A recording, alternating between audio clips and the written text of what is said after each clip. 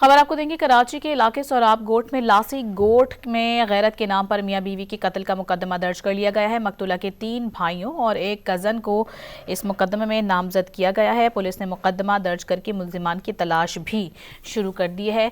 कराची का इलाका है सोराब गोट, जहाँ पर वाक़ लासी गोट में यह गैरत के नाम पर मियाँ बीवी को कत्ल किया गया था, जिसका मुकदमा दर्ज कर लिया गया है। मकतूला के 3 भाइयों और कज़न को इस मुकदमे में नामजद किया गया है। पुलिस ने मुकदमा दर्ज करने के बाद मुल्जिमान की तलाश भी शुरू कर दी है। अहम तरीन खबर है जिससे अपने नाज़रीन को आगाह कर रहे हैं कि कराची का इलाका सोराब गोट में वाक़े लासी गोट है, जहां पर गैरत के नाम पर मियां बीवी को कत्ल करने का मुकदमा दर्ज किया गया है। तफसीलात बताएंगे डॉन न्यूज़ के नुमाइंदे मोहम्मद बिलाल हमारे साथ मौजूद हैं। बिलाल, मज़ीद क्या तफसीलात सामने आई हैं इससे मुतालिक?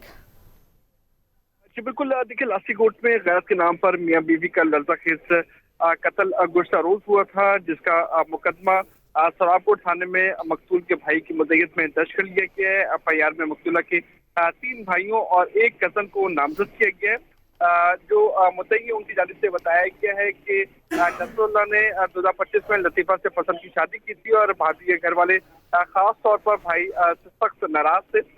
जबकि ये भी बताया गया है कि फायरिंग के बाद भाई भाभी पर छुरियों के वार भी किए गए थे, जबकि दोनों के जिस्म पर मुख्तलिफ हिस्सों में गोलियां भी लगी थी। पुलिस हुकाम की जानिब से बताया गया है कि मुकदमा दर्ज कर लिया गया है, जबकि अभी तक कोई गिरफ्तारी अपने में नहीं आ सकी है। जी, मुल्जिमान की तलाश का सिलसिला जारी है, जल्द मुल्जिमान को गिरफ्तार कर लिया जाएगा। जी, बहुत शुक्रिया बिलाल।